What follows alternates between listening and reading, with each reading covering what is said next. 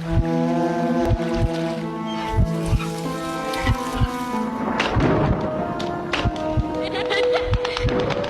never believed in haunted buildings.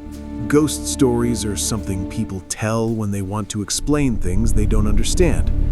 I'm a security guard. My job is to deal with reality. Alarms, cameras, locked doors, and the occasional drunk person trying to get into the wrong office.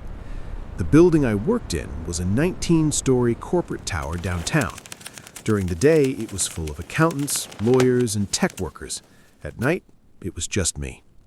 The night shift starts at 11 p.m. After midnight, the building becomes a different place. The air feels heavier.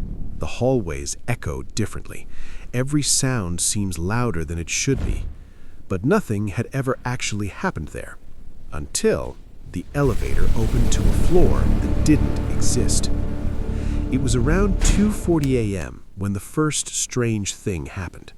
I was sitting in the security office watching the camera feeds when one of the elevator panels lit up. Elevator 3 was moving. That alone wasn't strange. Sometimes cleaners worked late. But the display caught my attention. The elevator was going down from floor 14, but the cleaners had left hours earlier, and according to the cameras, no one had entered the elevator. I leaned closer to the monitor. The elevator stopped. The display showed something I had never seen before. Not a number, just a blinking symbol. Then the doors opened, and the camera feed went black. I grabbed my flashlight and headed for the elevator lobby. The building was completely silent. Too silent. The fluorescent lights buzzed faintly above me as I walked across the marble floor. Elevator 3 was open when I arrived. The inside light flickered softly. No one was inside. I stepped in and looked at the control panel. Something was wrong immediately. There was an extra button, a button that had never been there before. It wasn't labeled with a number, just a small metal plate scratched with a single word, B. Don't press it. But the building only had one basement level, and that button was already labeled B1. This one was just B. At first I thought it was a maintenance mistake.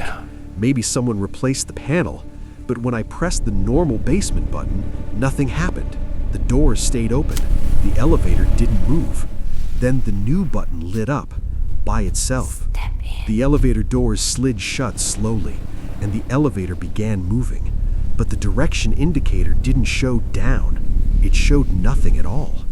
The elevator kept moving, longer than it should have. The basement was only one floor down, but we kept descending. 10 seconds, 20, 30. The metal cables above creaked softly. My stomach tightened. Something was very wrong. Then the elevator stopped. The doors opened, and what I saw on the other side made my blood run. It wasn't a basement. It was a hallway, but it looked ancient.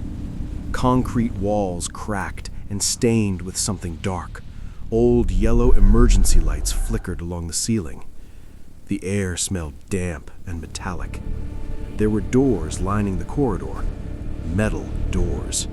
Each one had a number scratched into it, but they weren't office numbers. They looked like evidence lockers. And the hallway stretched farther than it should have, disappearing into darkness. I stepped out slowly. Behind me, the elevator doors closed.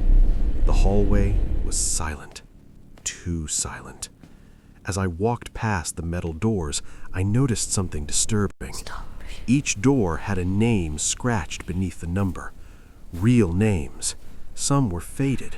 Some looked freshly carved, and I started recognizing them. They were people from missing person cases. Stories I'd seen on the news over the years. People who had disappeared. No bodies ever found. My chest tightened as I realized what this place might be. Then I heard footsteps behind one of the doors. Slow, dragging. The footsteps stopped at the door closest to me. Then came a voice, weak, dry. Please, don't leave. My heart started pounding. I grabbed the handle and pulled. The door opened slowly. Inside the room was a man sitting on the floor. His skin was pale and thin. His beard had grown wild. But the worst part? He looked like he had been there for years. He stared at me like I was the first human he had seen in forever. Then he whispered something that still keeps me awake at night. They send people here when the city forgets them. The man pointed toward the end of the hallway. I followed his shaking hand, and I saw another elevator. Older, rust covered its doors. Above it was a faded sign, Archive Level. The man began shaking violently. They bring them down here, the ones no one looks for. My stomach turned cold. Every missing person, every unsolved disappearance. They weren't gone. You know they too were much. Here, locked behind numbered doors. Then the hallway lights flickered, and I heard the sound of the elevator behind me opening again. Slowly, mechanically. Something had arrived. I ran. I didn't look back. The man was screaming behind me. The hallway lights began shutting off one by one. The sound of something dragging across concrete echoed in the darkness. I reached the elevator and slammed the button panel. The mysterious B button lit up again. The doors closed, just as a shadow moved at the end of the hallway. The elevator shot upward, faster than before. When the doors opened again, I was back in the building lobby. The same quiet marble floor, the same buzzing lights, like nothing had happened.